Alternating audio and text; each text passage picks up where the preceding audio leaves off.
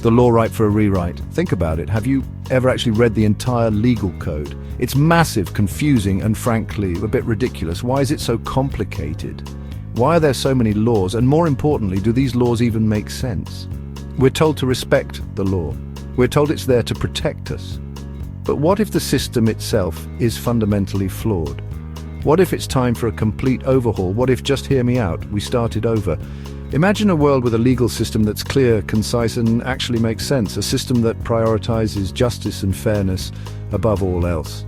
Sounds good, right? Well, stick with me, folks, because tonight we're diving headfirst into the wacky world of law and asking one simple question. What if we just threw it all out and started again? Funding fairness beyond traditional taxation. Let's talk taxes, everybody's favorite subject. Just kidding, nobody likes talking about taxes. But the truth is, our current system of funding the government is, well, a bit archaic. We rely heavily on income tax, property tax, sales tax, you name it, we tax it. But what if there were alternative ways to fund essential services? What if we explored things like a national land value tax or a tax on automated services replacing human jobs? What if we looked at the vast profits of mega corporations and said, hey, maybe you guys could chip in a little more. We need to be creative people. We need to find sustainable and equitable ways to fund the services that benefit us all. Clinging to outdated tax systems is like trying to pay for a Tesla with pennies. It's just not going to cut it.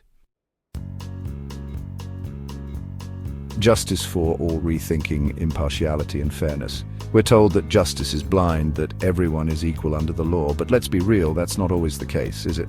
Our current legal system is riddled with biases, inconsistencies, and loopholes big enough to drive a fleet of yachts through. We need to acknowledge these flaws and actively work to eliminate them. We need to ensure that everyone, regardless of their background, wealth, or social status, has access to fair and impartial justice.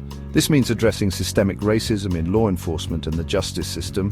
It means ensuring equal access to legal representation. It means creating a system that truly values rehabilitation and restorative justice over punishment. Justice shouldn't be a privilege, it should be a right. Section 4, your life, your choice, challenging government ownership. Now let's talk about something a little closer to home, our individual liberty. We often hear about the government's role in protecting our freedoms, but what about when those freedoms are infringed upon by the very entity that's supposed to safeguard them? Take, for example, the concepts of mandatory military drafts or jury duty.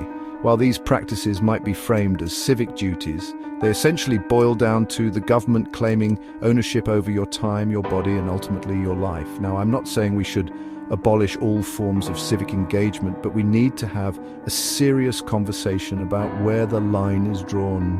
When does a request for participation become a demand for control? It's time to reclaim our autonomy and remind those in power that our lives are not theirs to command.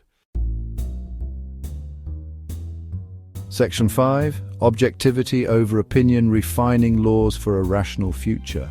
One of the most frustrating things about the law is its subjectivity. Laws are often open to interpretation, influenced by the personal biases and political leanings of those in power. This can lead to inconsistencies, contradictions, and a general sense that the rules are constantly changing.